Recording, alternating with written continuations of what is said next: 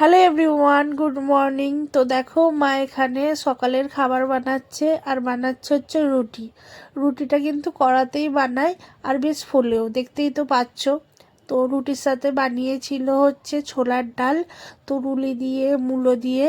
তো বেশ ভালো করে সকালের খাবারটা খেয়ে নিলাম। আর শীতকালের আনাজ মানেই ফুলকপি। তো মা দেখো কতগুলো ফুলকপি নিয়ে এসেছে, আর যেন ভালো লাগছে না ফুলকপি খেতে। তো তারপরে দেখো এক ফেরিওয়ালা এসেছিল বাড়িতে অনেক রকমের ব্লাউজ নিয়ে, নাইটি নিয়ে। তো ব্লাউজগুলো ডিজাইনগুলো দেখো কি সুন্দর, তাই না? বেশ ভালো লাগছিল। আর নানান ধরনের ব্লাউজ ছিল। পাড়াতে বিক্রি করতে এসেছে, কিন্তু নিউ নিউ ডিজাইনের ব্লাউজগুলো ছিল।